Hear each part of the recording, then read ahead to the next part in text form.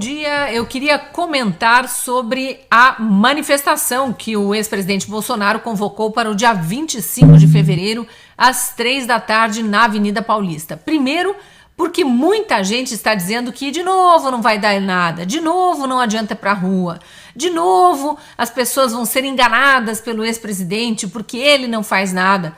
Bem, eu acho que o ex-presidente não está prometendo nada. Ele está, mais uma vez, é claro, mais uma vez, isso sim, sugerindo que as pessoas estejam nas ruas para uma fotografia do Brasil, para que o Brasil saiba o que nós brasileiros pensamos nesse momento em que a ditadura da toga avança a olhos vistos, em que o executivo nada faz para restabelecer a democracia e o legislativo, na figura de Rodrigo Pacheco e Arthur Lira, também nada faz para restabelecer a democracia. Falam tanto em atos antidemocráticos, mas eles, os integrantes dos três poderes, é que estão atacando a democracia por dentro. Então, o que nós, brasileiros, podemos fazer? A meu ver, é isso que o presidente Bolsonaro quer que seja mostrado nas ruas. Muita gente dizendo que vai a São Paulo e muita gente dizendo que não pode ir a São Paulo, mas que quer estar nas ruas e, portanto, convocando manifestações para a sua cidade. Eu não tenho dúvidas de que teremos uma movimentação grande de brasileiros vestidos de verde e amarelo nas ruas de todo o país no dia 25, com uma concentração muito maior, claro, na Avenida Paulista, em São Paulo. O curioso é que vários políticos já estão declarando que estarão em São Paulo, entre eles o governador Tarcísio Gomes de Freitas, o prefeito de São Paulo, Ricardo Nunes, esses dois, obviamente, que têm o apoio de Bolsonaro e, portanto, estarão lá para prestar o seu próprio apoio ao ex-presidente Bolsonaro. Ricardo Nunes, a gente sabe, é o escolhido do PL de São Paulo para a corrida à prefeitura, para tentar, inclusive, rivalizar ali com o grande ícone da esquerda atual em São Paulo, que é o psolista Guilherme Boulos, né, o apoiador de invasores de propriedades urbanas. A gente sabe que tem outros nomes aí da esquerda que vão concorrer à prefeitura, mas esse provavelmente é o grande rival de Ricardo Nunes, e o PL do presidente Bolsonaro e o próprio presidente Bolsonaro, até esse momento, apoiam Ricardo Nunes para reeleição na prefeitura. E ele, o prefeito de São Paulo, já declarou que estará lá. Também já declararam que estarão lá Aldo Rebelo, o mais novo secretário municipal de São Paulo, que é um esquerdista, já foi ministro em governos petistas, mas andou criando uma dissociação, digamos assim, da esquerda, ao menos dessa extrema esquerda que tomou o poder, que é diferente de ganhar eleições, como sempre dizia Zé Dirceu, e é bom lembrar.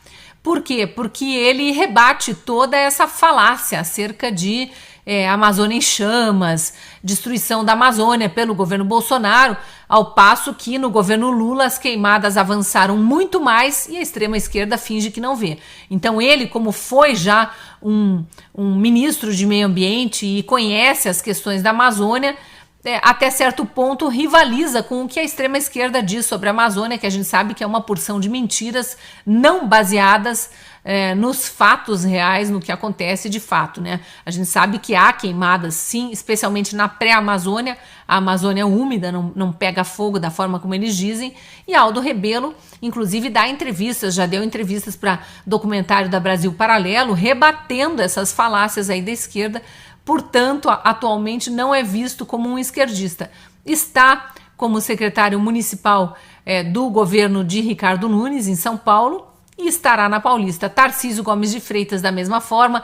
O secretário de Segurança, Guilherme Derrite, já declarou que estará lá, assim como outros secretários estaduais. Então, espera-se realmente uma presença de políticos nesta manifestação, sem falar em deputados federais, deputados estaduais de São Paulo. Muitos já declararam que estarão na Paulista.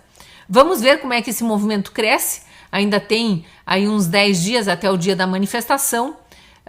A ex-primeira-dama Michele Bolsonaro, que estava com viagem marcada para São Paulo e foi de forma mentirosa difamada pela extrema imprensa, né, por essa imprensa de essa imprensa militante, né, esses militantes de redação, foi difamada como se estivesse fugindo de São Paulo, já declarou que cancelou sua agenda nos Estados Unidos, que estava marcada há muito tempo, para estar junto do marido nesse momento de extrema perseguição. A gente tem visto aí a perseguição também aumentar sobre o ex-presidente Bolsonaro, sem provas, né? Eles inventam minutas de suposto golpe, eles inventam documentos que não existem.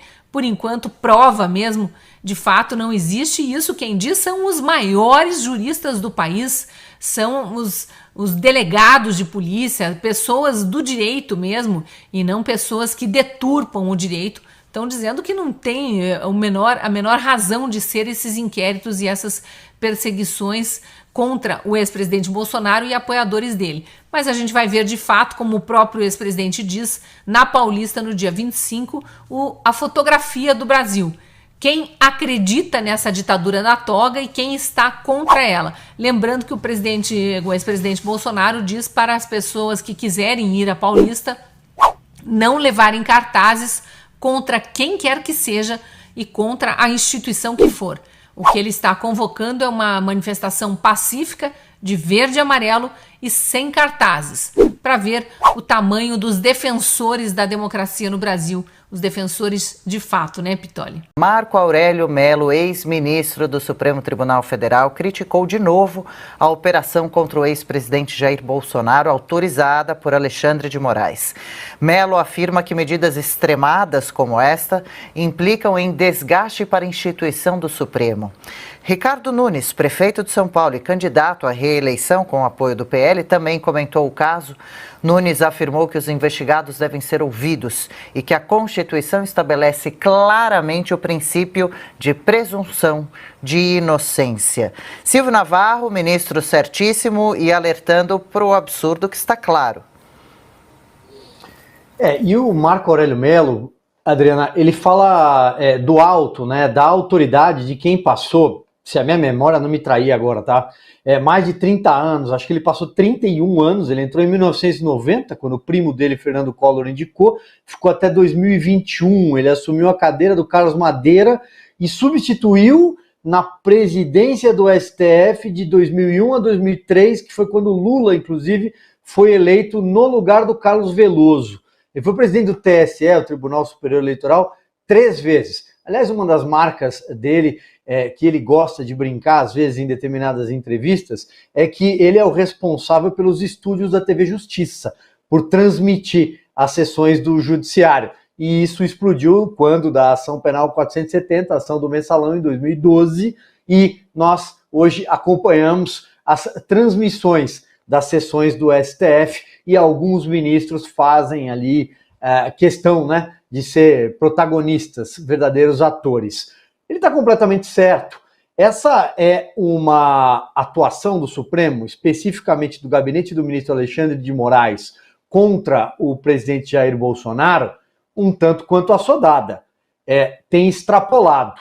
A começar pelo fato de inquéritos, investigações na corte foram abertos de ofício, algo que é incomum no nosso ordenamento jurídico. O juiz não determina a abertura de inquérito, ele parte da Polícia Federal e do Ministério Público. Depois, há um grave problema, porque nas decisões, essa última recente dessa operação da semana passada, 135 páginas, quem leu verifica que ali mesmo o ministro Alexandre de Moraes deixa claro que ele seria uma das vítimas de tudo isso, de que havia um plano envolvendo militares de alta patente, para, inclusive, prendê-lo.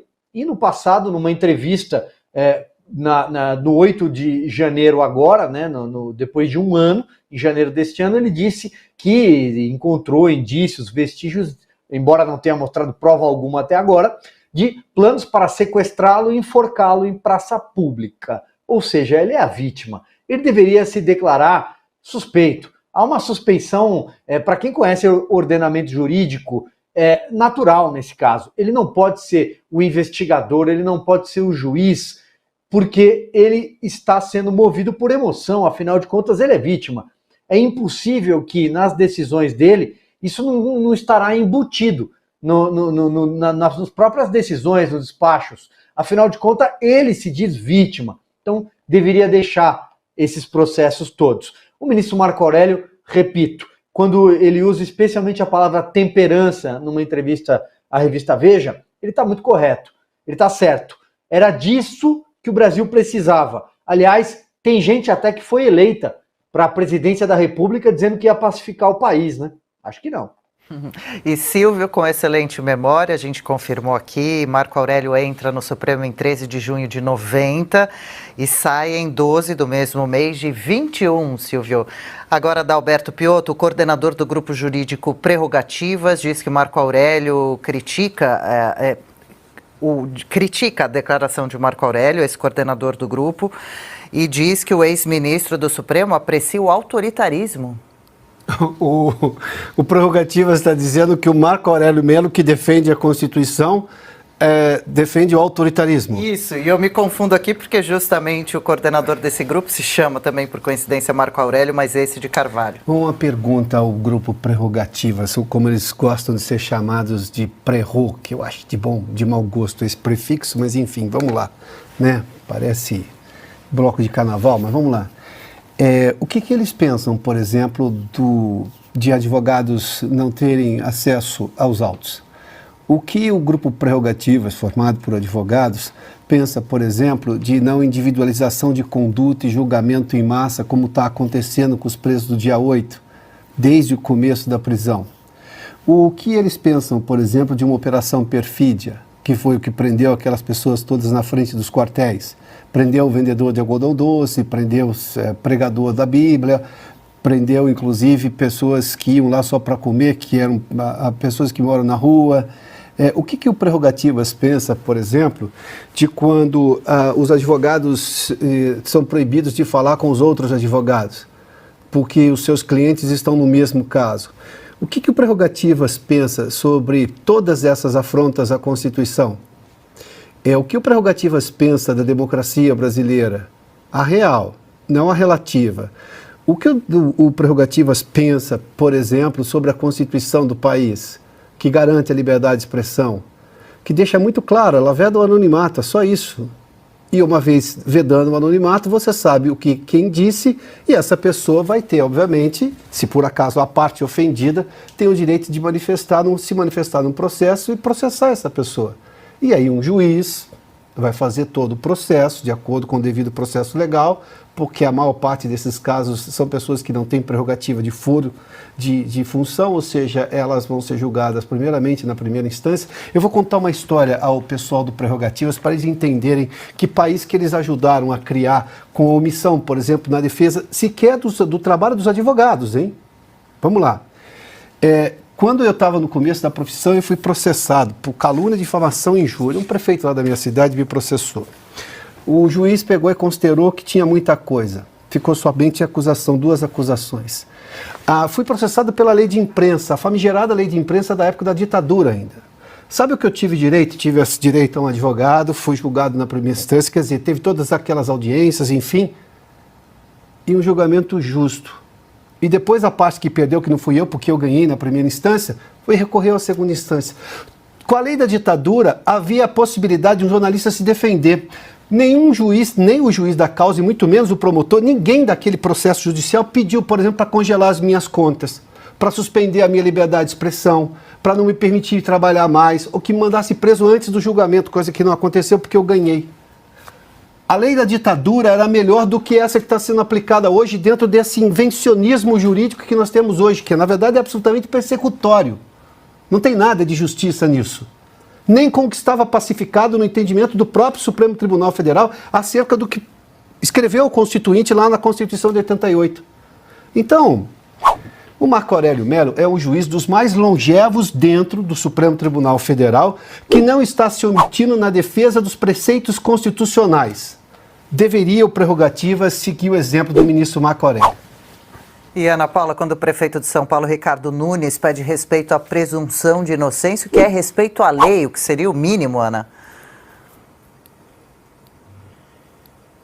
Exatamente, Adriana, o mínimo, né? O mínimo, mas não custa lembrar que essa turma, eu não sei nem se a nossa produção tem esse vídeo aí, mas no jantar lá de comemoração, né, a soltura do descondenado, a soltura daquele que foi condenado seguindo exatamente esse rito processual, foi condenado em 3 instâncias, e de acordo com o desembargador do TRF4 de Porto Alegre, com provas sobradas, tinha muita coisa ali para condenar. Inclusive, o TRF4 elevou a pena, que era de 8 anos e alguma coisa, estabelecida pelo então juiz Sérgio Moro, para 12 anos, né? Eles disseram, né, ou aquele advogado que disse no jantar, mas já foi condenado, né? Para que cumprir a pena? Ele passando aquela bandidolatria que a gente conhece, né? Não tem, não tem porquê, cometeu uma ilicitude. Ou seja, é um grupo muito suspeito, né? Que sempre está preocupado com o rito processual ou o devido processo legal, quando eles querem defender bandidos, quando eles querem defender corruptos. Agora, Adriana, você não precisa ter um lado político, um lado ideológico para você defender o que é correto. O PCO, por exemplo, não tem um partido com ideias, acho que mais opostas em qualquer espectro ideológico do que todos nós aqui no Oeste Sem Filtro, na revista Oeste, né? Mas nós defendemos o direito do PCO de poder falar o que eles quisessem, mesmo que seja tudo uma grande bobagem. Nós defendemos o direito à liberdade de expressão quando o ministro Alexandre de Moraes mandou derrubar e censurar as contas do PCO. Você tem que defender o que é certo. Agora, semana passada, Adriana, o caso do Donald Trump, que o estado do Colorado quer tirar Donald Trump das cédulas das primárias, chegou finalmente na Suprema Corte. E ali na Suprema Corte, duas juízas mais alinhadas com o Partido Democrata, que foram indicadas por Obama e uma agora pelo Joe Biden, as duas falaram: olha, está errado. Um estado ou qualquer estado não tem direito sobre o direito da população de decidir quem vai ser o presidente. Você não precisa pertencer a nenhum espectro ideológico para defender o que é correto, o que está nas leis. E nós sabemos muito bem que quando se trata do presidente Bolsonaro, aí não tem lei, porque o processo para chegar a vale tudo contra o presidente Bolsonaro, seus apoiadores, seus eleitores, passou exatamente pelo que nós vimos na escola de samba, a desumanização da figura, porque quando você desumana, né, você tira o lado humano daquela pessoa, aí vale tudo pela democracia, até sufocar e matar a democracia.